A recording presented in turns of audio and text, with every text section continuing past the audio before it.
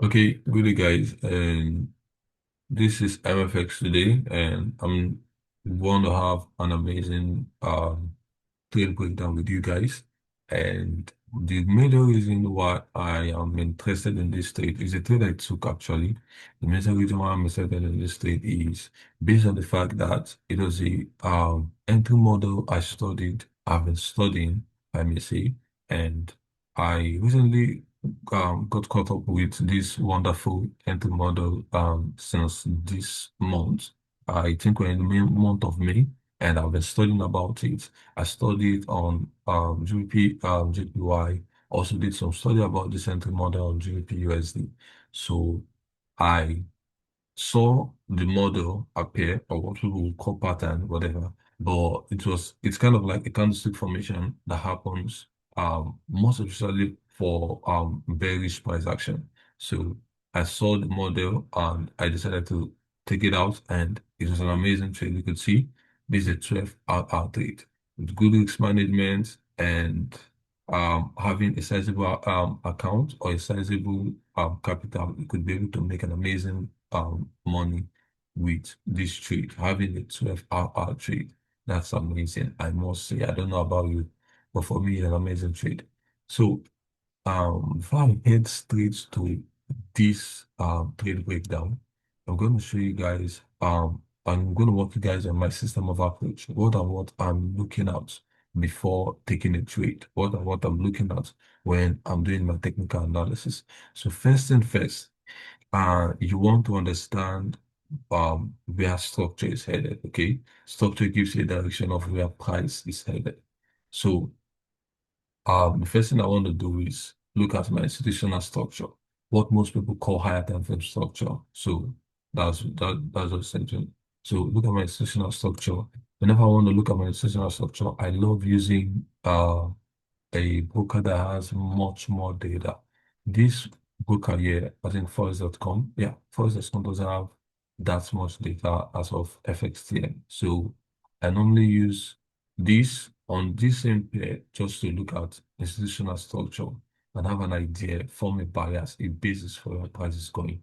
So first thing we are seeing right here is that price has been bearish. Okay, you could see various work of structure downwards. So that's just that for institutional structure. I don't want to bore you guys with all the whole things that is happening here. So I'm just going to skip a lot of things. So basically, we've identified that institutional wise or based on our institutional structural level, price is bearish. So that's laid that has been laid. So the next thing is our institutional range. The last valid break of structure for me, based on my understanding, based on my system, is this. Okay. And this for me has formed our institutional range. Okay. This is the recent part of USD CHF that price is interested in. And the reason why I chose this and not this as a range, because this is also a book of structure is because of this. When you're learning elemental structure, learning structure like as a beginner, there is this concept that has been taught. There's this concept that has been taught that stuff like this, pullback like this, are not majority of the time valid to be called a reasonable pullback for stock for um previous range as of this. Let me explain. Let's gonna do this. Okay. Now, let's say we're having a bullish price. Okay, price heads up, pulls back, or retraces, whatever you want to call it, and break structure. Now, if you see something like this, like a mini pullback, slight, and goes up, there is every tendency that after price does this, it's still gonna come down. It's just saying that majority of the time, in order for price to give you a valid pullback for a next higher high or a next lower low, depending on the current market condition or the current market phase, either downtrending or uptrending. Price tends to retrace to at least 50, let's say within 40 to 50% plus of the previous structural range. Now, let's say these are structural range. Okay, let's say these are previous structural range. Let's say this, yeah. Let's say these are previous structural range. Now, this is the range, this is high, this is low. You can see, let's say, yeah, let's do something like this. Yeah. So price tend to retrace, goes up and goes back to 30, 40, 15% plus. Sometimes price can even do something like this and still continue its um bullish price. Okay. Yeah. In order for you to have a valid or an organic structure, you would always see something like this. Price always tends to mitigate or pull back to 30, 50% plus of the previous structural um range. So that's that about it. So that's the reason why I don't take this as a valid pullback that validates um as a valid pullback that indicates that this previous structural range has been completely mitigated for us to call this a new institutional structural range. And for this reason, I could say that price might still be interested in this institutional POI. Yeah, price might still be interested in this institutional POI. So, for any reason, I can still expect price to do something like this. Let's say this is currently the engine market. Yep. This is way valid. This is way valid. So if for any reason, maybe it be it the next 20 years, the next 10 years, the next 5 years, you start seeing USD CHF doing something like this, you have to have this in mind that institutional wise, price is still bearish. Just that price is now coming, price is now coming to mitigate the POI of this institutional range, okay? This institutional range. So that's that about. I'm just trying to walk you guys on how I view price and how I approach the whole thing. So that's that about institutional range and institutional structure. Yeah. So based on institutional structure, price is bearish. These are current range. These are current PI. So we're going to look down on current. Um, we're going to look down on last structure. So this after this week of structure happened.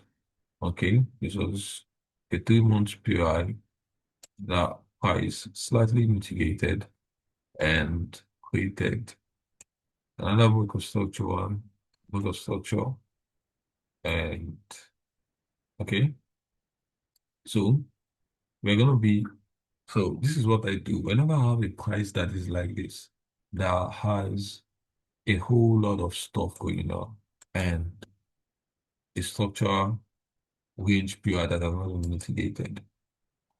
I don't first of all have my whole focus on this. No, I won't do that because price is bearish. The only reason why I'm going to start looking for loss to get to this price is when price shows otherwise, that price is ready to mitigate that institutional range POI. So that's that for institutional structure, institutional range. The next thing I would be looking at is long-term structure. And that is the fact that we are still bearish in a lot in a lot of structure. Um, these are the area we are more interested in and walk down. I normally love to walk down to weekly when I'm looking at my lot of structure. I start from weekly down to daily for us and all that. Okay. So long term frame wise, um, these are long term frame range. Okay. Long term frame we just lay down the fact that large time structure is also bearish, so everything is in place. Okay, so rather than structure, by structural bias have been laid. The next thing we want to be looking at is a lower time frame range. Okay, so this is a lower time frame range. Right, it breaks this and mitigates the range POI. So the next thing we want to be looking for are I'm going to take this up. So so the next thing we want to be looking for are opportunities to take short. Opportunities to take short. So let's head to 1 week on this broker.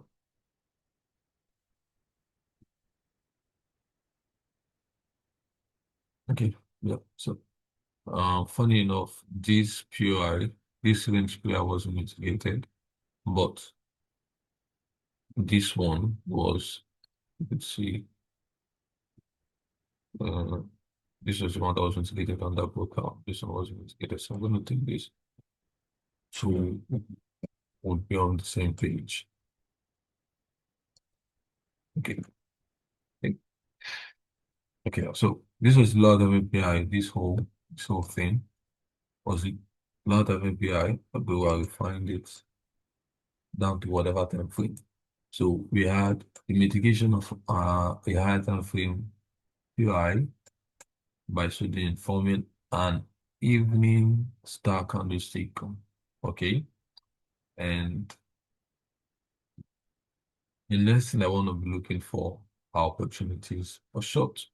So down to a daily structure, we have a break of structure downward and a double break of structure downward, indicating that price is ready to continue bearish and price is going to continue bearish. So what did I do was I look for the structural range PI or the POI of this range, which is this, and you could see that that PI was mitigated, which I wasn't able to catch because I wasn't actively trading then, which is this, you could see, this for our PI, it was mitigated.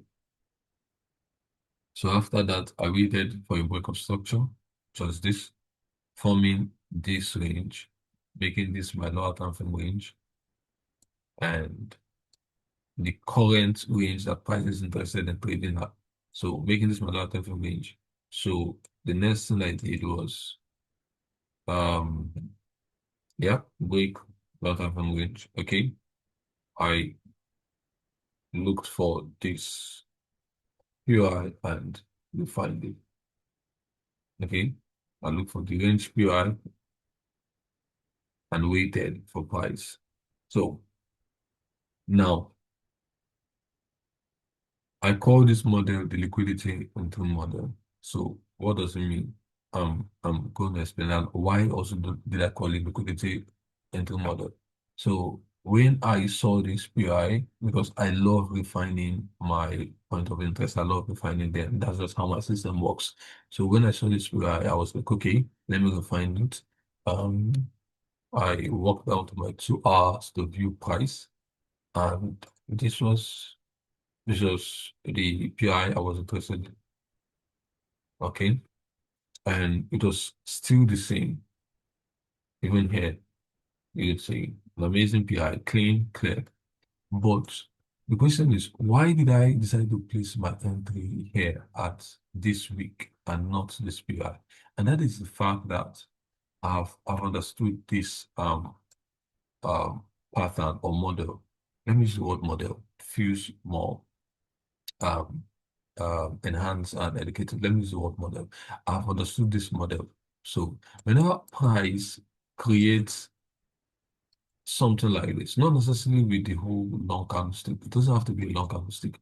But whenever price has a PI with it and a weak next to it, a PI and a weak next to that PI, I don't know if you guys are following, but whenever price has something like this and a candlestick that has a wick or that had a rejection next to it, price tends to do this. Price tends to take out take out the orders on that POI and grabs liquidity on that week. Remember in our previous video how that I told you guys that at every swing high, there are liquidities. Every swing high are liquidities. Every swing high are liquidities.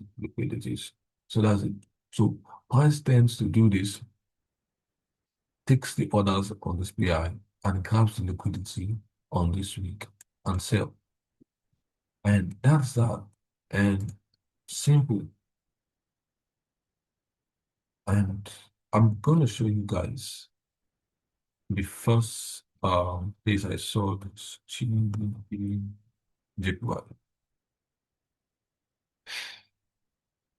And one of the major reasons why I'm discussing this and I'm sharing this, which I basically don't need to, is because of the fact that I want you all to understand the importance of studying. This wasn't something that I learned from my mentor or from or from my tutor or something or from a friend. It basically came because I was studying. Okay, because I was studying. This was the first place I saw this. Let's see if we can get down to 30 minutes time frame. I think that was the 30 minutes price action. Yep, it was this liquidity high or if I not this wasn't mitigated the yeah, it was mitigated here. So let's see if we can get down to 30 minutes. Maybe just one 30 minutes and 15. Oh, 15. So I'm making this video to encourage you guys on, not basically to teach you guys how this whole liquidity into model works, because if because how am I gonna place this now? Okay, yeah. So on this, you could see that on 15 minutes, this is the most valid clean POI you find here. On 15 minutes. If I was to take a trade on this without understanding this model, this is the POI I would have been looking at taking sales from this. But you could see what happened here. Price mitigates sales and never took out the previous or closest liquidity low, because I like to keep my profit at the closest liquidity low. Okay.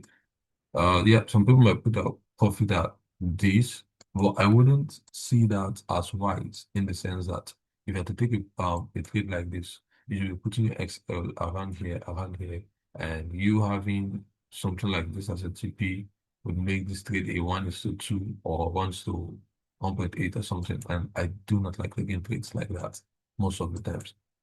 So if you had used this as a PI, this would have stopped you out. And even this. But price did what? Takes out this order and mitigates, let's go to honor, and grabs liquidity that rests on this. Okay, that rests on this. And if you would just do this, let's say put your 2P here, I like giving enough room so price wouldn't take me out and keep going up to my direction. And this, now take a look at this. This is a 14-hour trade. With proper risk management and a good account size, you should be making a ton lot of money from this. I'm not mistaken, I think this is a day plus before price deliver to TP 26 um, 30th. Okay, more than a day, basically 3 days. Yeah. But within 3 days, you're making literally 14 hour. And that's amazing. So the reason for this video basically is not to teach you guys how my or how my liquidity entry model works.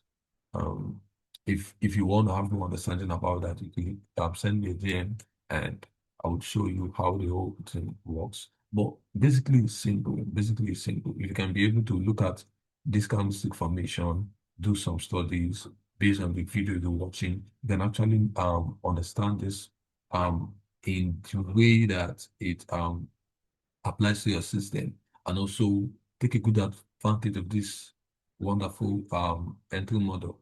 Yeah, but the major reason why I'm making this video is based on the fact that studying helps a lot. One of the most important things that study does to you as a trader, it helps you to identify um patterns, your trading system. You could easily spot them whenever you're on price, whenever you're studying, you can easily spot them because you've repeated um those patterns over and over and over and over again, or those systems over and over and over again in a simulated area. That is you back testing, live testing, forward testing, and all that. Okay. And the next thing studying does to you as a trader is that it sharpens your skill. Just like this. Imagine you having this kind of entry model, and you're able to minimize losses. That's number one. And also maximize wins. Okay. Now, take a look at this. Because I understood this model, I was able to avoid this whole noise, this whole thing. Basically, all the transactions from here down to here, they were all noises.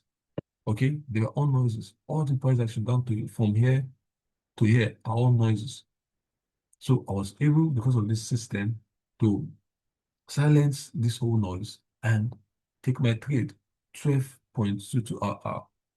Yeah, that's it. And another thing I want to talk about in this trade is always stick to your system.